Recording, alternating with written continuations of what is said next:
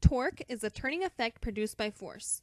In volleyball, the goal of passing is mainly to get the ball into the air at just the right height so that the setter can get to it and set up another player to spike it. The passer is able to find this optimum position by squatting and making a flat platform with their forearms. Our subject used her wrist to reach for the ball instead of waiting for the ball to come to her. In the frontal and sagittal views, we can see the subject passes the ball with her wrist instead of using her forearms.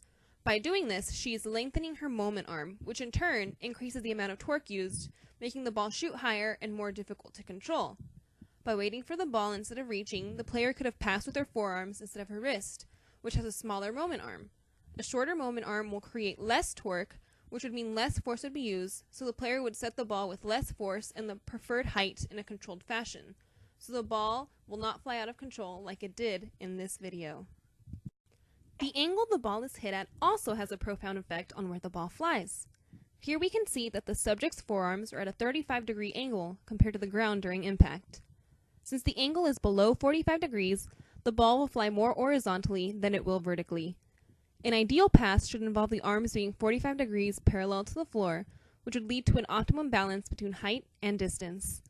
We can also see that her body-to-arm angle is 73 degrees when it should be around 90, which would make her arms almost parallel to the floor. Since 90 degrees is way above 45, this would enable the ball to fly more vertically into the air instead of forward, where it would probably hit her teammate in the head. We can also see that her elbows are at a 166-degree angle, which causes the angle of her forearms to the ground to change slightly. Her arms should be at 180 degrees when hitting the ball to ensure reliable and close to identical passes, which allows for more control of distance and height. Newton's second law explains how the force acting on an object will change with variance in mass or acceleration, otherwise known as F equals ma. Analyzing the frontal and sagittal views in the video, we can see that the amount of force executed by the subject affects how fast the ball travels. The more acceleration in the arm swing, the more force is exerted on the volleyball at the moment of contact. In contrast, if we decelerate the arm swing, less force will be exerted on the ball and less force would be used. Looking at the video, we can see that the subject swings her arms down and then back up to reach for the ball, instead of waiting for the ball to come to her.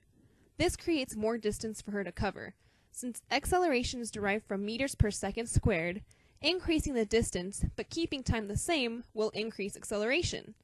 The increased distance our player used caused her to hit the ball with excessive acceleration, which leads to excessive force. If she had waited longer for the ball to come to her, she would not have used the extra distance to create more acceleration and force.